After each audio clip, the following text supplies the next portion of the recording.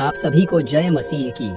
तो मित्रों, क्या आप जानते हैं कि स्वर्ग का सबसे खूबसूरत स्वर्गदूत जो परमेश्वर की आराधना करता था, वह कैसे लूसीफर से शैतान बन गया। एक ऐसा स्वर्गदूत जिसने स्वर्ग के सिंहासन को चुनौती दी और इतिहास के सबसे बड़े विद्रोह को जन्म दिया। यह एक ऐसी रहस्यमयी कहानी है जिसमें शक्ति, घमंड और विनाश का अद्भुत मिश्रण है। लेकिन क्या आप जानते हैं कि यह कहानी सिर्फ अतीत की नहीं है, इसका प्रभाव आज भी हमारे जीवन में देखने को मिलता है। तो आइए इस रहस्य के पर्दे को हटाते हैं और जानते हैं कि कैसे स्वर्ग का प्रकाशवाहक अंधकार का राजा बन गया। लेकिन आगे बढ़ने से पहले इस वीडियो को एक लाइक करके चैनल को सब्सक्राइब जरूर करिए और साथ ही जय मसीह की हल्लेलुया या आमीन जरूर कमेंट करिए, क्योंकि आपकी ये प्रतिक्रिया हमें आगे और भी ऐसी अद्भुत कहानियां आप तक पहुंचाने की प्रेरणा देती है। तो चलिए वीडियो को शुरू करते हैं। ये कहानी वहां से शुरू होती है जहां सब कुछ शुद्ध और पवित्र था। एक ऐसी जगह जिसे हम स्वर्ग कहते हैं। ये वही स्वर्ग था जहां न कोई दुख था, न पीड़ा और न ही कोई पाप था। यहाँ सिर्फ शांति, प्रेम और ईश्वर का प्रकाश था। परमेश्वर ने अनगिनत स्वर्गदूतों की रचना की जो उनकी महिमा का गुणगान करते थे। लेकिन क्या आप जानते हैं कि इस शुद्धता और पवित्रता के बीच एक ऐसा विद्रोह हुआ जिसने ब्रह्मांड के इतिहास को हमेशा के लिए बदल दिया। लूसीफर को परमेश्वर ने अपनी सर्वश्रेष्ठ रचना के रूप में बनाया था। वह केवल एक स्वर्गदूत नहीं था, बल्कि स्वर्ग का प्रमुख था। उसका नाम लूसीफर का अर्थ है प्रकाश का वाहक। उसकी सुंदरता और बुद्धिमत्ता इतनी अद्वितीय थी कि बाकी स्वर्गदूत उसकी प्रशंसा करते थे। यहेजकेल 28 के वचन 12 से 15 में लिखा है, तू हर प्रकार की परिपूर्णता का नमूना था, बुद्धि में परिपूर्ण और सौंदर्य में उत्तम। तू परमेश्वर की पवित्र पहाड़ी पर था। तेरा चाल चलन दिन के आरंभ से निर्दोष था, जब तक तुझमें पाप न पाया गया। लूसीफर को संगीत की कला में महारत हासिल थी। कहते हैं कि जब वह आराधना करता था तो स्वर्ग का हर कोना उसकी मधुर ध्वनि से भर जाता था। लेकिन धीरे धीरे उसकी सुंदरता और शक्ति उसके भीतर घमंड को जन्म देने लगी। लूसीफर ने सोचना शुरू कर दिया कि वह बाकी स्वर्गदूतों से अधिक श्रेष्ठ है। उसने अपने मन में विचार किया, मैं इतना शक्तिशाली हूँ, इतना सुंदर हूँ, क्यों न मैं स्वयं ईश्वर के समान बन जाऊं। यशायाह 14 के वचन 13 और 14 में लिखा गया है, तूने अपने मन में कहा, मैं स्वर्ग पर चढ़ूंगा, मैं अपना सिंहासन परमेश्वर के सितारों से ऊपर स्थापित करूंगा, मैं सर्वोच्च बनूंगा। यह वही घमंड था जिसने लूसीफर को परमेश्वर के खिलाफ विद्रोह करने के लिए प्रेरित किया। वह अब केवल स्वर्ग का दूत नहीं रहना चाहता था, वह खुद ईश्वर बनना चाहता था।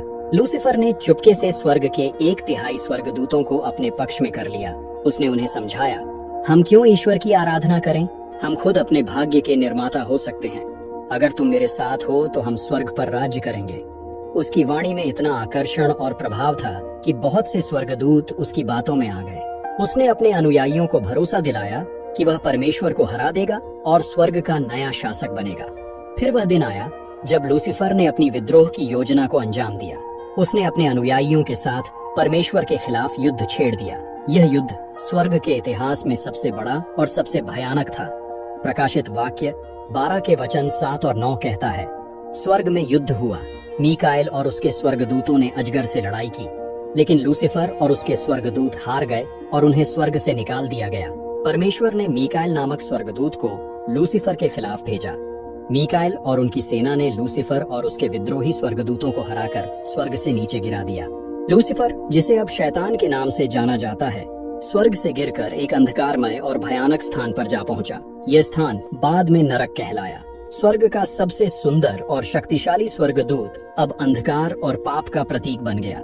शैतान ने अपने अनुयायियों को संगठित किया और अपने नए साम्राज्य की नींव रखी। उसने यह ठान लिया कि अब वह मनुष्य को ईश्वर से दूर करेगा और परमेश्वर की रचना को नष्ट करेगा। शैतान ने अपनी पहली चाल गार्डन ऑफ ईडन में चली। उसने सर्प का रूप धारण कर आदम और हव्वा को ईश्वर की आज्ञा तोड़ने के लिए उकसाया। उसने हव्वा से कहा, क्या सच में ईश्वर ने तुम्हें इस वृक्ष का फल खाने से मना किया है? यह फल तुम्हें ज्ञान देगा और तुम ईश्वर के समान बन जाओगी। हव्वा उसकी बातों में आ गई और उसने फल खा लिया। आदम ने भी उसकी देखा देखी वही किया। यह मानवता का पहला पाप था, जिसे पतन कहा गया। आज भी शैतान मानवता को ईश्वर से दूर करने की कोशिश करता है।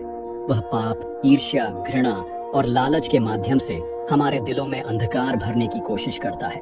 लेकिन परमेश्वर ने हमें अपनी सच्चाई और प्रेम के माध्यम से शैतान की योजनाओं पर विजय पाने का मार्ग दिखाया है। पवित्र शास्त्र के अनुसार शैतान का अंत तय है। प्रकाशित वाक्य 20 के वचन 10 में लिखा है कि एक दिन शैतान और उसके अनुयायियों को हमेशा के लिए आग की झील में डाल दिया जाएगा। जब लूसीफर और उसके अनुयायी स्वर्ग से गिराए गए तो स्वर्ग में गहरा सन्नाटा छा गया। वह स्थान जो पहले प्रकाश और आराधना से भरपूर था, अब वहां एक गहरी सीख बाकी थी। मिकाएल और अन्य स्वर्गदूतों ने इस बात को महसूस किया कि गर्व, विद्रोह और असंतोष का परिणाम कितना विनाशकारी हो सकता है। परमेश्वर ने लूसीफर को शाप दिया और उसे बताया कि अब वह केवल अंधकार और विनाश का प्रतीक होगा।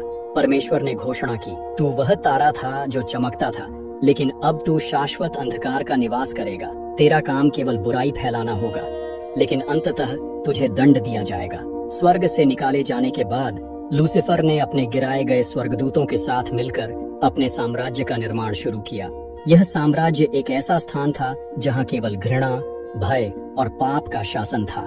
इस स्थान को नरक कहा गया। यह कोई सामान्य स्थान नहीं था। यह अंधकार, आग और अनंत पीड़ा का घर था। लूसीफर ने यहाँ अपने अनुयायियों को संगठित किया और उन्हें विभिन्न कार्य सौंपे। वह अब केवल एक राजा नहीं था, वह शैतान बन चुका था। उसने घोषणा की, यह मेरी दुनिया है। जो भी परमेश्वर का विरोध करेगा वह मेरा होगा। जो भी प्रकाश से मुंह मोड़ेगा वह इस अंधकार में मेरे साथ राज्य करेगा। लूसीफर ने महसूस किया कि उसकी शक्ति केवल तभी बढ़ सकती है जब वह मनुष्यों को परमेश्वर से दूर कर दे। उसने नई योजनाएं बनाई ताकि वह मानवता को भ्रमित कर सके और उन्हें पाप की ओर ले जा सके। आदम और हव्वा के पतन के बाद शैतान ने धीरे धीरे मानवता पर अपनी पकड़ मजबूत करनी शुरू कर दी। उसने लोगों के दिलों में घृणा, लालच और अहंकार के बीज बोए। उसने विभिन्न साम्राज्यों और सभ्यताओं में पाप को बढ़ावा दिया। आज के युग में भी शैतान सक्रिय है। वह नई नई चालों के माध्यम से मनुष्यों को भ्रमित करता है। वह धन, प्रसिद्धि और शक्ति का लालच देता है। वह मानवता को बताता है कि वे अपनी इच्छाओं के अनुसार जी सकते हैं और उन्हें ईश्वर की आवश्यकता नहीं है। शैतान आधुनिक तकनीक का इस्तेमाल कर लोगों को सत्य से दूर करने की कोशिश करता है। वह झूठी सूचनाएं और पाप के संदेश फैलाता है। वह लोगों को उनके भविष्य के बारे में डराता है ताकि वे ईश्वर में विश्वास खो दें। शैतान यह दिखाने की कोशिश करता है कि जो कुछ हमारे पास है वह पर्याप्त नहीं है। हालांकि शैतान शक्तिशाली है, लेकिन वह ईश्वर की तुलना में कुछ भी नहीं है। परमेश्वर ने मानवता के उद्धार के लिए यीशु मसीह को भेजा।